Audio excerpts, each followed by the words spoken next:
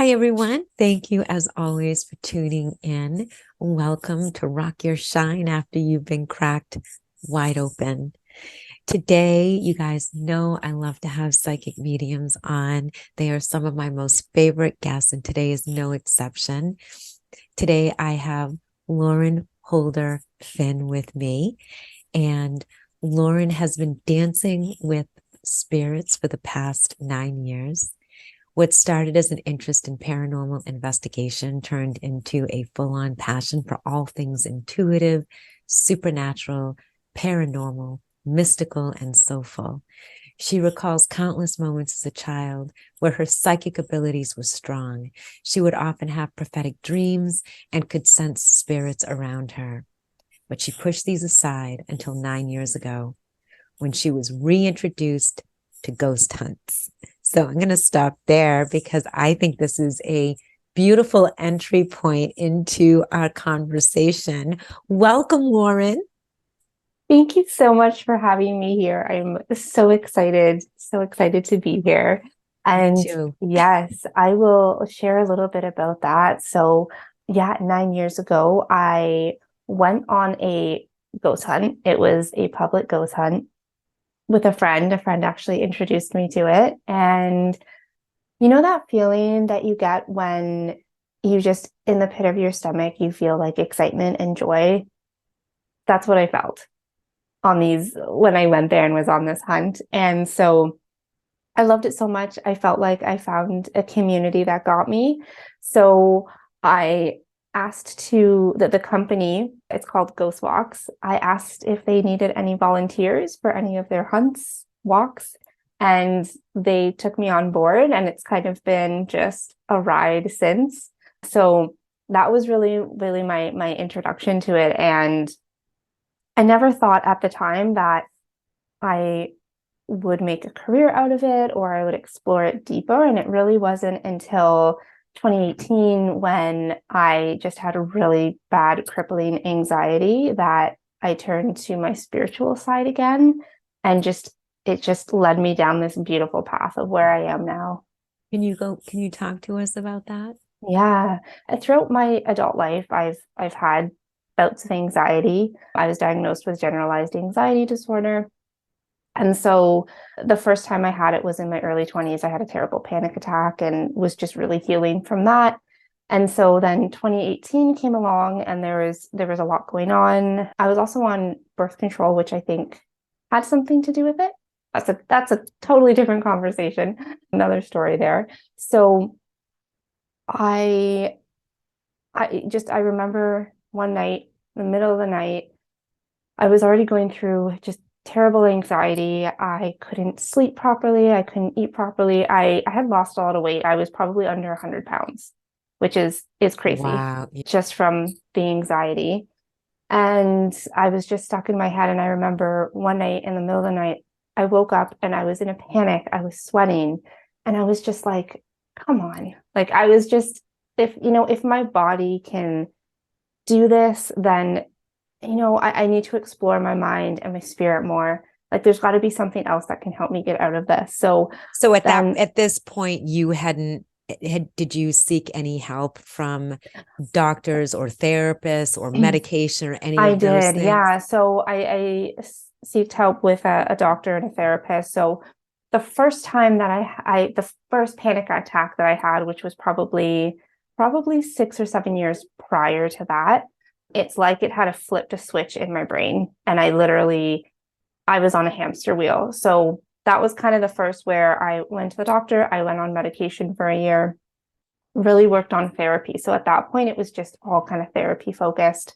And then I went off the medication and really just used therapy as a coping skill and what I learned there. And then 2018, kind of a concoction of everything. Like I mentioned, I think the birth control, I think was a trigger for it. So I went on medication again for it.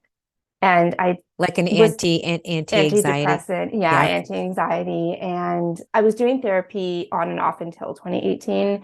And then I started doing it again. But I just thought, like, I want to take the power back. I want to take this into my own hands where I don't want to rely on someone else or something else.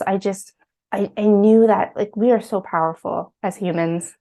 And I just really wanted to take that power back. So I really started learning more about the mind, the subconscious mind, and then simultaneously really stepped deeper into my spiritual abilities, started really working with my psychic abilities, and basically merged the subconscious with the spiritual world, because our subconscious mind really is that gateway to the spiritual realm and our guides. So it all just kind of came together, and it wasn't an easy process by any means. There was a lot of healing, a lot of work to be done, but I'm out on the other side now, and I just feel so joyful and grateful. And there's going to be times I know where anxiety will probably pop up, but it's like I know how to work through it now, and it doesn't feel like a burden anymore. It's like I'm proud of that part of me, whereas before I was ashamed. So that's beautiful, because I always believe that everything that is happening to us is happening for us. It Mm-hmm. informs us of something, and it's important that we pay attention. But I think oftentimes we can become so fearful Mm-hmm. that we can try to run from that. So let me ask you something. When you say that you wanted to merge your subconscious with your psychic abilities or your mediumship, how did you do that? Did you find a mentor? How were you? Yeah, just talk to us a little bit about how you were able Mm-hmm. to merge those two, and how did you learn to do that? Because that sounds like deep spiritual work to me. It is. So it was something that I really discovered on my own, in the sense I was taking separate mentorship and courses on the subconscious, so learning NLP, hypnotherapy, and some energetic work as well. And then on the other side, I was doing mentorships with psychics, learning the Akashic Records, and just kind of on my own deepening that. And I what I came to realize with through these studies is it's connected. Like we are a soul first, but we're also a human. So it's really merging those two parts of us. So I started experimenting with it myself, in terms of the subconscious point where, okay, healing limiting beliefs, or looking at what's holding me back, looking at like, what am I not open to receive? And then really playing with that, and how does it relate to my psychic abilities, and opening myself up there. And I found that when I was able to work with my subconscious mind on opening myself up to receive more, on really allowing myself to trust myself with the messages that were coming through, that's a big piece of it. It just made that spiritual work easier. And I also, in channeling with spirit, I've come to learn as well that our subconscious really is the gateway. So if you think of, do you know of the Akashic Records? Yes, very Okay. familiar. I have a couple of Okay. friends that actually do Do Akashic it. Records. Yes. So maybe I'll share it, just in case some of the listeners don't know what it is. Please, that was my very Yes. next question. To please, Yeah. because for Uh, some people, they've not heard of that term. so the Akashic Records is essentially a metaphysical library of your soul's past, present, and future. And so I like to think of it as like a supernatural Google, where you're like, I want to know about this past life, or where did this limiting belief come from? You can find all of that in the Akashic Records. And one of the superpowers of our subconscious mind is that it stores every single thought that we've ever said, done, all of our memories, all of our past lives. So it's really connected, like it's merged. It shows how our human and our divine are merged, which I think is really, really cool. So that it was just really experimental in playing around with that, and really, really focusing on honoring both our humanity and our soul. Because if, like you mentioned, most people, we want to push things away that are uncomfortable, but when we learn to embrace and accept it, we're really honoring our humanness by doing that. We're never going to feel positive and happy 100% of the time. And I think to like aim for that, is you'll be disappointed, because we are human. We are here for a human experience.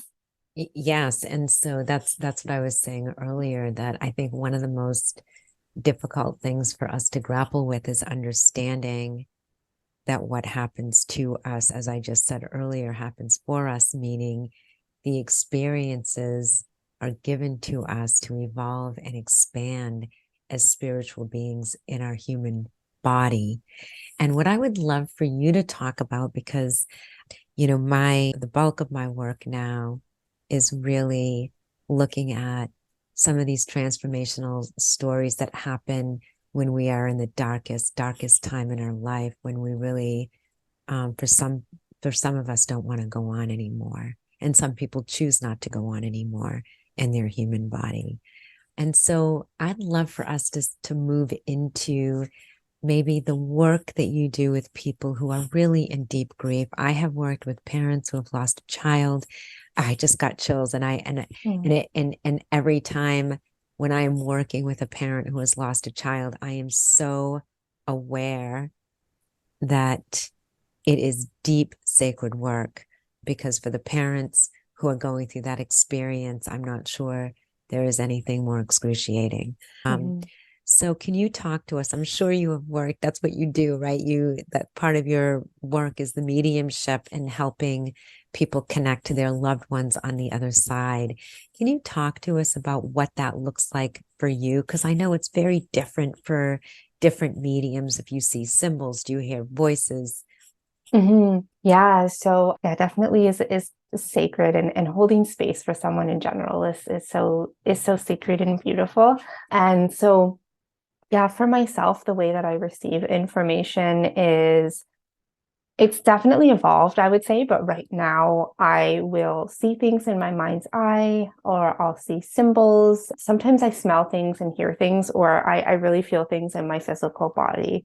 So if someone, or say if their past loved one, they maybe passed away from a heart attack, or there was pain in a certain body part, like I usually will pick up on that.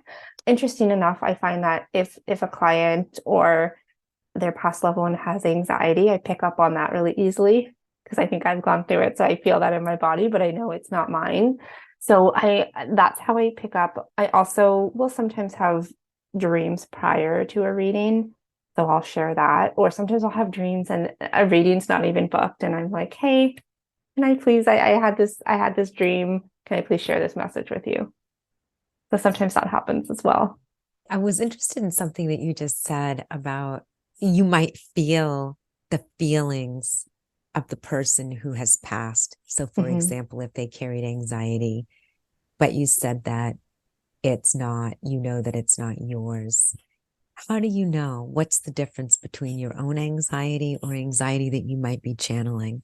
That is a great question. So one of the things that I think is often overlooked in psychic development is really understanding yourself on a day-to-day basis.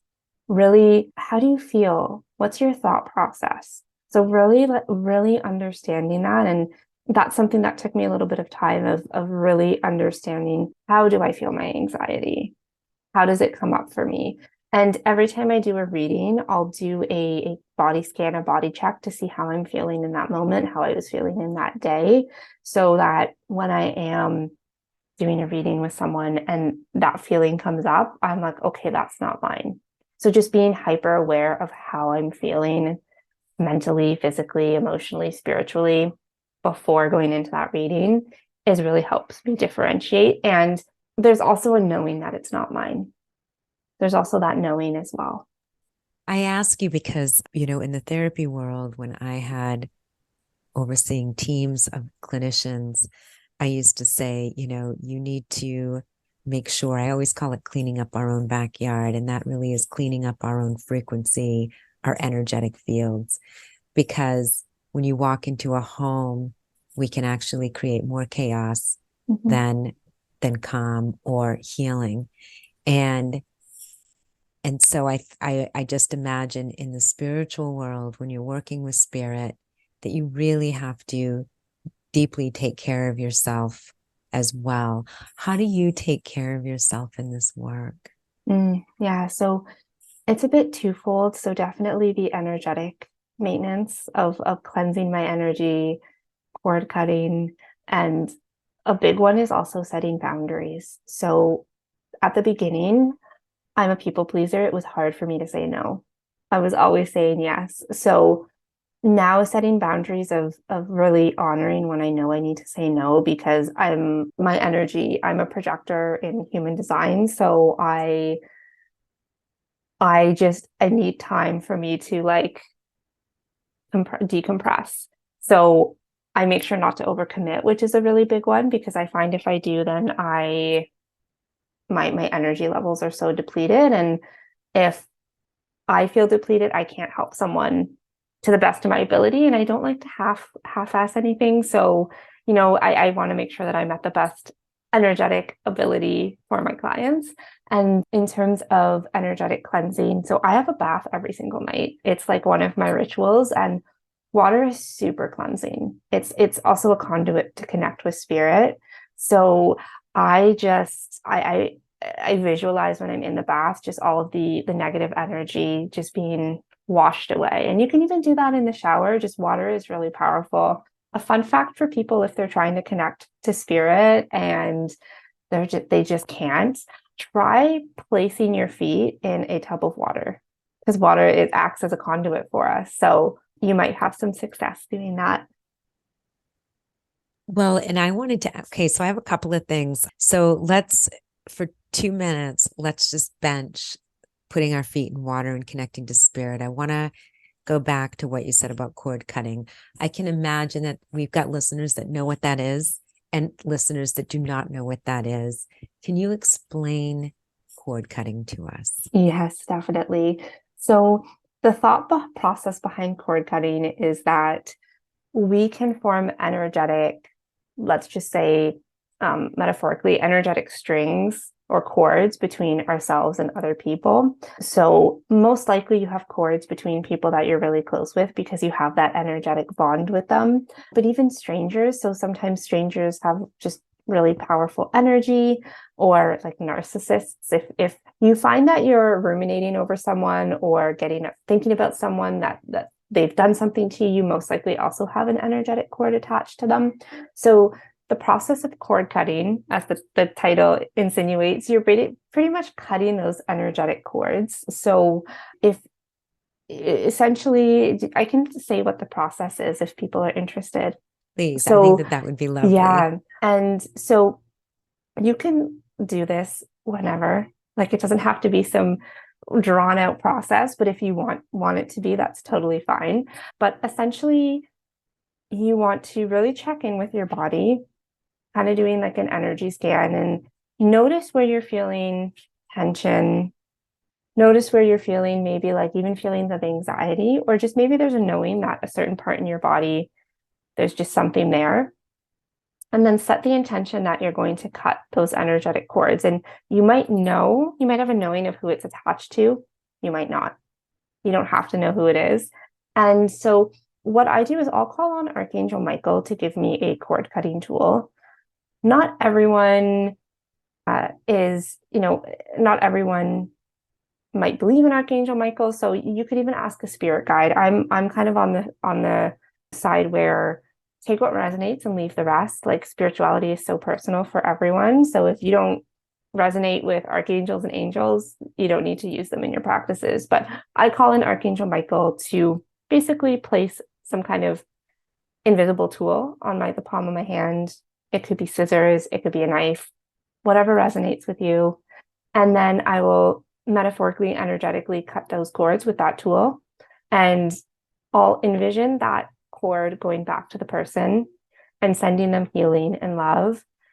And then I will envision this cord and sorry, where it came from myself, healing and love and kind of closing that wound. But we want to make sure that we have intention when we cut that the energy, we're not just like leaving it in the air, that it's going back to the person, but we're sending that with love and healing. And we're really cutting that cord. So it's a really strong visualization process, but it's really, really powerful. And it's all about our intention as well. I love that. I was waiting for sending it back with love, because I think that all of the people that come on our path are here also to reflect and teach us something about who we are and what we need to pay attention to. And that visual cord cutting of understanding, and again, that's being present with yourself and understanding who you are.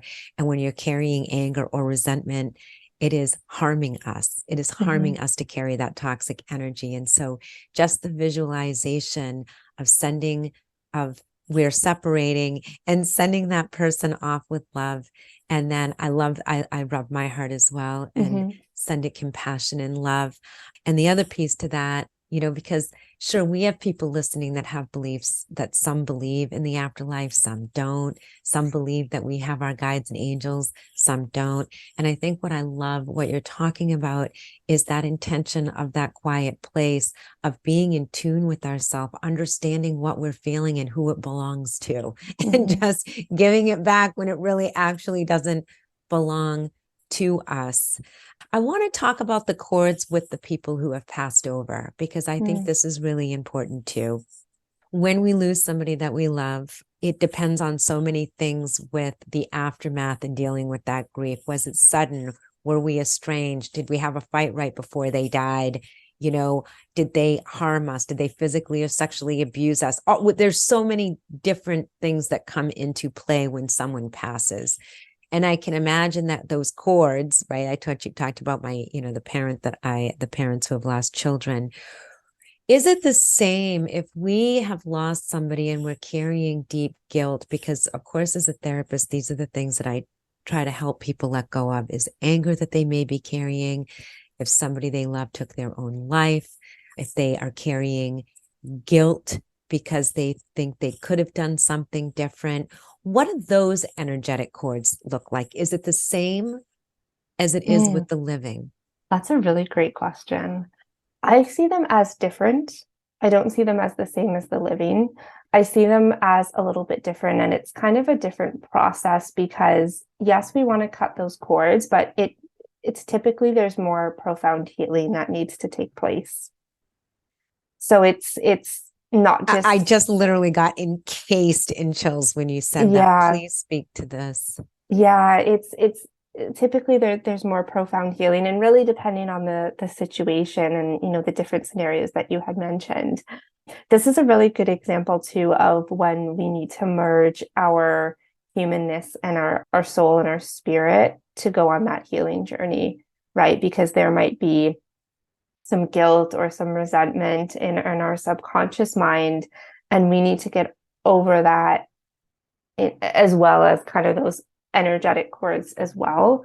And so the way that I see the energetic cords, just like in my mind's eye, compared to say when it's with a person, I see them as like a really thin cord.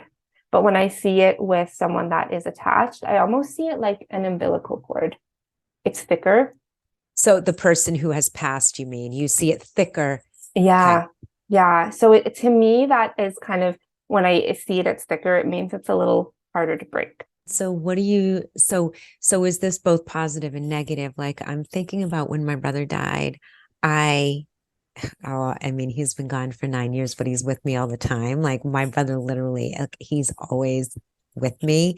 And I had to do a lot of work though around some guilt that I carried with him.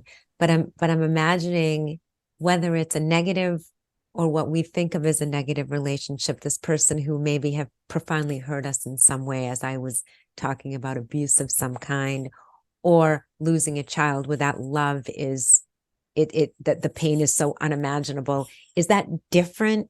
Because does the parent doesn't want to cut the cord with their loved one? But I was thinking about this energy worker when I was with my brother. She said, you are so attached to your brother that you're outside of yourself, and we need to pull him into your heart. And so can you just talk about this? Like, it's so hard for people, yes, I think, to wrap their mind around what it is that we're talking about when you can't see these things. Yes, I think that's great how you worded it, whereas like sometimes you're so attached that you're outside of yourself, but also you become so attached that you're kind of tethering them to this world. And you're allowing that energy to kind of fester, that energy of guilt or whatever it might be. So when you're so attached, it really kind of tethers you, and you, like you mentioned, you're outside of yourself, but you are unable to really connect with yourself. And it actually may be more difficult to connect with that person because you're too attached. And you can be detached from a spirit that has passed and they can still be around you and you can still feel them. So I think it's this thought that like, I need to hold on to them so that I remember them and that they'll always be around, when really that's not the case. Yeah, it's interesting. I've heard so many different things. Like, so something that you're talking about where the sorrow can be so profound that they're not able to communicate with us because we are so deep in our own sorrow. And so what do you, I mean, people are, we're going to feel sad when we lose somebody that we love. And I talk about that all the time. You've got to be able to, it's just the opposite, right? Of, of thinking about not feeling, where you're really opening your heart wide to be able to feel the depth of your sorrow, because that is what, because that's where our heart is, where our everything is digested, in all of our emotions and feelings are digested. And that's when we can really start to communicate with, you know, through downloads, right? We might get an image or a feeling or a smell, like you said. So let's go back to placing the feet in the water, because I know that water is such a powerful conductor. So would you suggest then, when we are healing and we really want to feel that deeper connection, that we place our feet in water? And then what's next? What do we do when we Mm-hmm. are trying to connect at that soulful level with Mm-hmm. somebody that has passed? Yeah, so water could be really cleansing, but I think when it comes to wanting to connect, we need to get out of our own head. So it's kind of like a twofold process. So we want to make sure that we're just in the present moment. And I think there is a belief that we need to be meditating for hours to really be in that moment. And you don't need to be. Like, if you think about things you do on a day-to-day basis, like maybe you're doing the dishes or you doing the laundry, you're cleaning, you know, you're kind of in the zone, you're not really thinking of anything. You just want to be in that where you're just in the present. You want to be in that moment. So it will be really powerful when you put your feet in water to just allow yourself to be in the present moment, and really just focusing on your breathing for a few minutes is really all you need. And when it comes to the spirit world, intentions are really powerful. So everything that we speak and we think has an energetic cord attached to it. So it has this energetic frequency and it creates a ripple. So when we set an intention, when we say, okay, I am here to connect to spirit, and maybe it's simply just to be in their presence, or maybe you have some questions. Set that intention that you're going to do it with an open mind, with no expectations, and just allow yourself to receive. So really placing your feet in the water and just saying, I'm open and I'm ready to receive whatever guidance I'm meant to receive. And the big part of it is having no expectations of how you might receive that information. I think that's a big one, especially if you're kind of new to this. You might think that you should be receiving insight in a certain way, when really it's not the case. Like you could receive it, you might not receive it in that moment, but you could receive it after, whether it's a symbol or a dream or a thought that just comes. And it's when you really like learn how you receive information that you can really hone in on that. But for beginners, it's really important to just be open to receiving and go in with no expectations. So a couple of follow-ups with that. So I want to talk about what receiving looks like, because, you know, to make that much more tangible for people. But before we go there, the other thing I was thinking about, when I want to clarify language that we're using. So I believe deeply that we have spirit guides, we have angels that are always here at the ready trying to help us out. Yeah. And all we have to do is ask them. And then I think of spirit like like really plugging into to God, whatever people want to Mm-hmm. call it, like our true creator. And then the spirit or the God that's inside of us, our higher self, our own soul. So if I lost a child and I want to connect, or let's keep it real. I want to connect with my brother or my mom, and I'm putting my feet in the water and I am putting out my intention. Am I putting the intention out to say, hey, Rocky, I really would love some guidance from you? Am I putting that intention out to my spirit guides? Because you use the word spirit. So I would love for you just to offer us some deeper clarity around that. Definitely, that is a great question. So if you have that particular person in mind, then you say their name, say, I'm looking to connect with them. And maybe you start with, just give me some type of validation that you're here. And maybe that will be in a sign or a symbol, or maybe you'll think of something, like it'll randomly pop into your mind and you just know that that's them and that they're there. So just allow yourself to say, hey, I'd love to connect. And you can even say, can my spirit guides help me connect as well? It's so funny because sometimes with my dogs, when I'm talking about spirit or with clients, like I think they pick up on the energy because there's literally nothing to be barking about. I was And I thinking think that exact same thing when they were they're picking, barking. I think they're picking up on something, especially Oliver. He more so than Charlie, like he really picked up on it. That's wonderful. Yeah. I am, I'm a deep dog lover. In fact, just a quick little side story. I had to put my golden retriever down 2 years ago. He was 14 and a half, and Oh, he'd I'm lived through so my brother's sorry. death and my mother's stroke, and that dog was just my spirit dog. That's all there is to it. And I had to put him down a day before my birthday, and I decided that I was going to get a small dog. And one thing led to another, and I decided on a miniature Aussie Doodle. I get on the site selling puppies. The puppy's name was Rocky. The breeder had named the puppy Rocky, and he was born on my brother's birthday. And I bought him on the new year. So, and he is he's my heaven sent dog. I don't know how else to say it. So, anyways, I love that your dog is barking. We're getting validation. Yeah, I think literally it's validation. I thought if we were to, when we re-listen, the parts that he's barking are probably points where we're talking about someone specific. Yeah. So, talk to us about your work when you are meeting with somebody and you are calling in spirit. You're trying to connect with the person who has actually passed on the other side. Because I want people to understand. I think that I think that it's so, what's the word I want to use? It's not tangible, right? I mean, we can't see it, we can just feel it. So when we're channeling or when we're trying to get a message, oh, and we're in a quiet space and our feet are in water, what are some of the ways that people might know that they're actually getting a download? Like I know for me, sometimes one of my brother's favorite songs will just pop into my head. And I know it's not me because it just came out of nowhere. And I'm like, oh, that's my brother, right? Can you give us other ways that just through your own experience that people might know if they're getting a download? Mm-hmm. So kind of to preface that, I think it comes back to that point as well, that when we really understand our body and our thought processes. So that's really number one. Like if you're really wanting to connect to a past loved one, really understand how you think and how you feel. And beyond that, once you really, really know that, often messages, they'll share messages that will be relatable for you.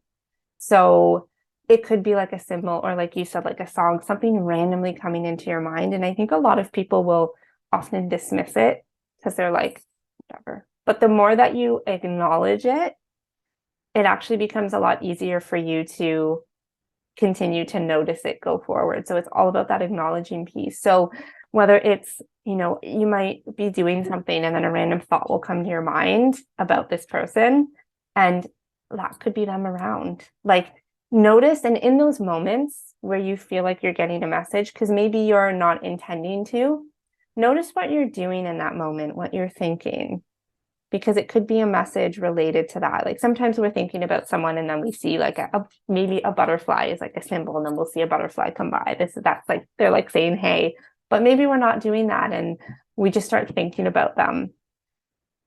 Ask yourself, like, what was I doing in that moment? What was I thinking? Because sometimes there's symbolism and a message within that.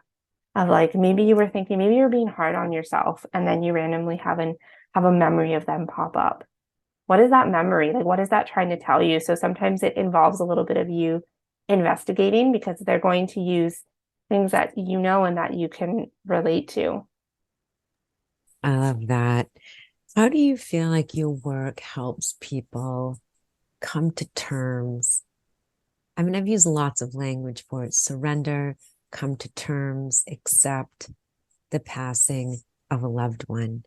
And like I said, people's depth of pain is often related to how they died, how old they were, all of the different things, all of the different elements. Because I think when we lose our grandparents and they're elderly, we can love them. They've had a wonderful life. And though we feel a profound loss when they're out of our life, there is something, it's the natural course of, because we know, right, that Yeah. people die every day, all sorts of different ages. But in our own life, we're like, okay, my children are going to live into, I'm going to die first and they're going to die late.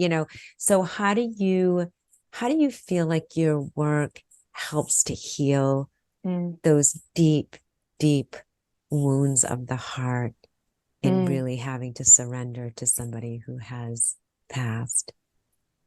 For a lot of people, they really just want to know that that person is okay, that there is something else out there, which brings solace to that person. And being able to provide evidence that this is who you're connecting to can be really powerful and healing for them, just by sharing that information that, yes, they might not be in the physical realm, the physical plane anymore, but they're still around you. So that in and of itself is really healing and comforting for people.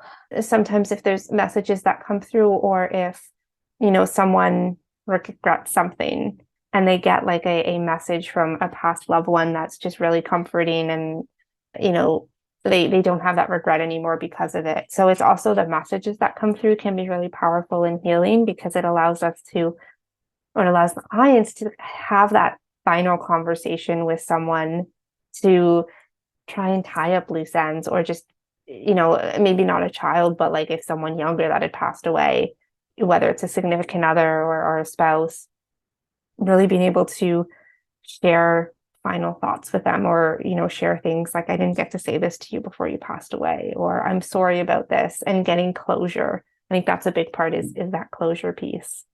That's great. I'm pausing because I'm really trying to take in all of the things that you're saying, because a lot of my work is helping people work through their profound grief and loss, and through lots of different ways: therapy, writing, etc.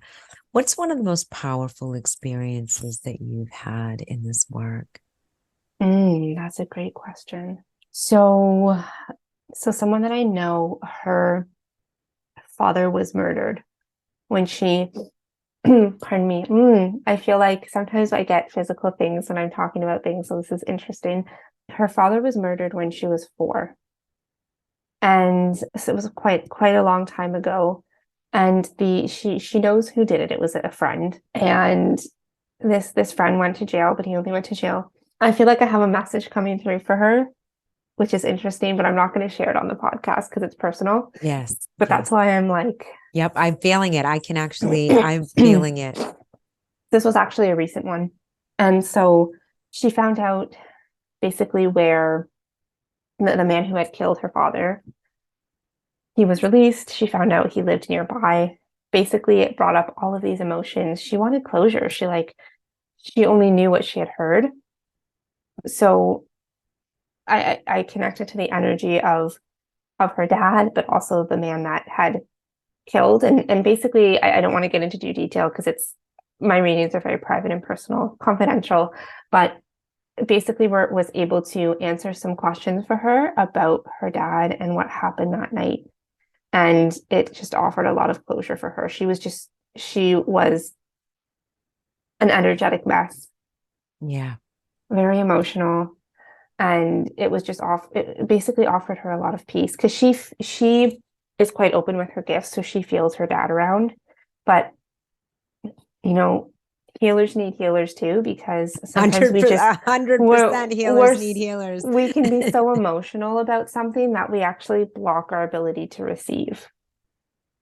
And that's fine. That's, we have people that we can talk through. So we were able to connect, and it was so beautiful, because I love that she's already able to feel him around, but it was like she just needed this peace of mind that really, like, she only knew what she heard about what happened that night, and just to kind of get closure, because she had reached out to the man that had killed her father, and he kind of said some things like, your dad was a bad person, blah, blah, blah. But she knew in her heart that wasn't the case. So it was really healing for her in that way.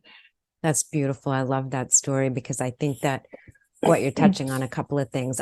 When I talked about when I had, when I was overseeing therapists about cleaning up our own backyard, therapists need supervision. And that is why, because, I'm in a group of healers where we meditate together and really try to take care of each other and sort of keep us on that path, because we carry, if we are not careful, we carry the weight of other people's stories, and we have to constantly be cleaning up our own energy through movement, exercise, drinking water, all of the different things. And when I think of people who can connect spiritually to the other side, I mean, I've been educated of this throughout the years, but I used to imagine, like, well, when you're walking around, are you just seeing these spirits that are trying to tell you stuff to go tell people who are, who are alive? They're using you as that conduit to get to their loved ones. And so I've heard lots of different things about this. What is it like for you? Do you have to invite them in?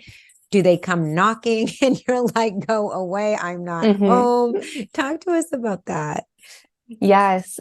So when I do a reading, I kind of try and amplify my gifts to, like, welcome them in. But I'm in the sense that I will not read for anyone or, like, get spirits come to me without that person's permission. Like, if it's about a specific person or, like, picking up on their energy, I don't like to unless I have their permission. So I typically, like, will avoid that, because for me, it's personal for someone, and if I don't have their permission, I'm not going to get into it. So I invite them in, but sometimes, like, I can feel them, and I'm like, just like we need boundaries in our life, we need spiritual boundaries as well.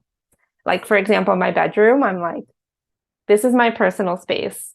No spirits, no spirit guides, past loved ones, no one is allowed in here. I love that. And they respect that. It's just like, it's my, like, personal space. I don't want to wake up in the middle of the night and, see a spirit looking at me. Like, I love that so much. Yeah. So I just have one more question. Well, I actually have one more question related to your work, and then I'll end with two questions, because an hour has already seemed to slip by. Yes. So let me ask you this then. What about people who have passed in your own life? Before we started recording, I asked you about this, and you said that you had lost your grandparents. Is it different when it's personal, when you have a personal loss? Do you still have that same kind of open channel, or do you have to go see somebody to make that connection? I'm just curious. That's a great question. They are the most recent that have passed away, and it was about 10 years ago. So that was really before I was diving into my abilities. But I suspect now, if it were to happen, I would be able to connect.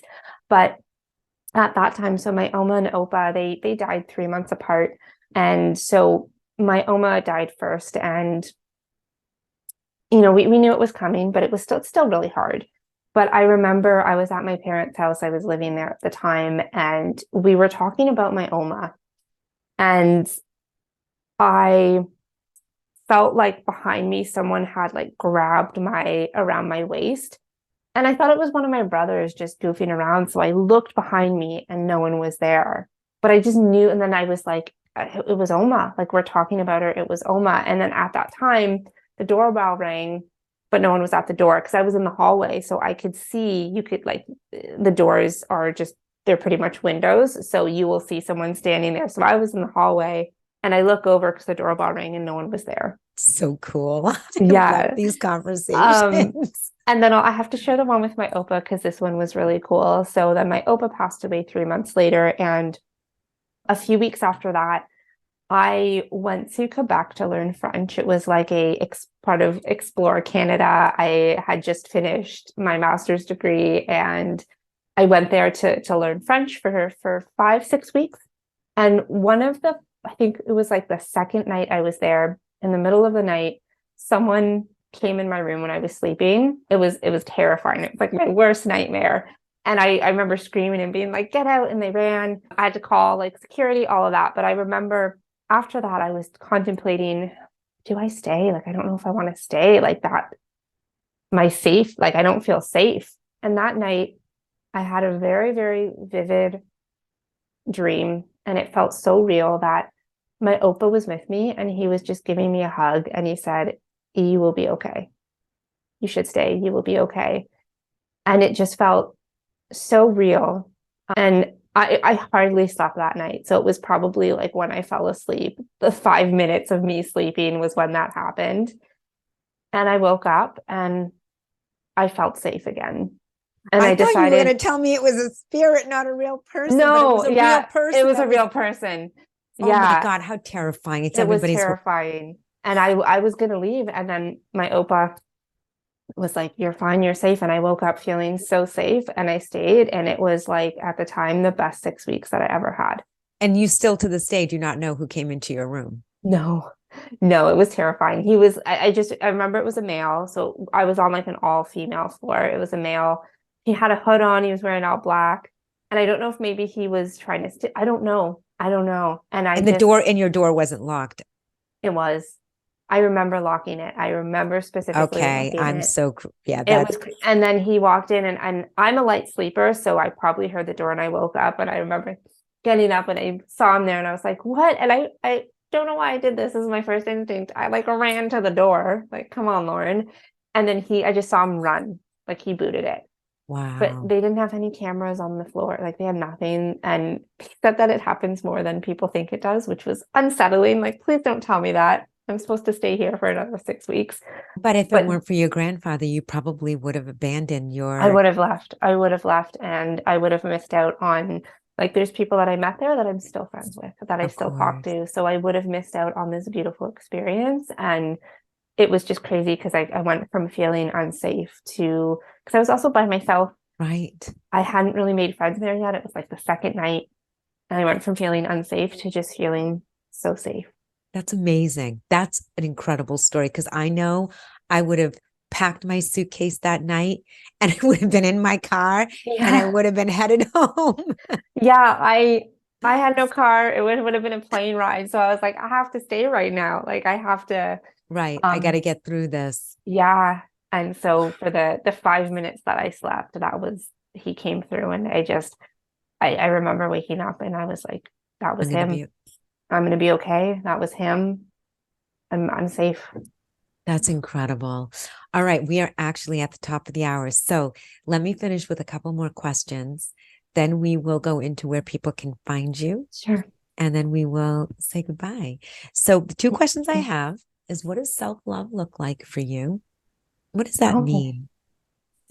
oh, that's a good question. I actually haven't really thought of that, but when I think about what does self-love mean to me, loving all parts of me, even if they are parts that I might find uncomfortable or I don't like, that anxiety, like loving that part of me, loving those perceived flaws, and just being like my own biggest fan. I love that. Mhm. And I love being our own biggest fan because there's always going to be people trying to knock people down and Mhm. you don't have to be one of those people knocking yourself down. No, You've got to be your greatest self-love and advocate. it's so true. Other people will judge us regardless, so we might as well not judge ourselves. Yeah, and I totally agree. And then finish the sentence for me. Hope is. Hope is knowing that things are always going to work out for the best at the end of the day. Amen to that. Mhm. Lauren, where can people find you? How can they book a reading with you? Where can they check you out? So you can check me out. I have social, so Lauren Holder Flynn, making it pretty easy for people. So that's my handle on Instagram. I have a Facebook account as well. I would say I'm more active on Instagram. I have a TikTok, but more active on Instagram. And then my website, laurenholderflynn.com. You can find me there, more information about working with me. I also do some psychic development teaching and training as well. So if anyone's interested in having a mentor, I do that as well. Excellent. And we also will have those links in the show notes. Lauren, I want to thank you from my heart for spending time with us and for sharing just a glimpse into the gifts that you bring to our world and to help people heal. And I want to thank all of my listeners for tuning in. I love you all. And I hope, as always, that this conversation brought some comfort to somebody out there who needs to hear that today. And please, you guys, leave us comments. I love to hear if the show has touched you and how it's touched you, because we're all here to give each other light. So thank you. And Lauren, thank you. Have a wonderful day, you guys. And I'll see you all here next week. Bye for now.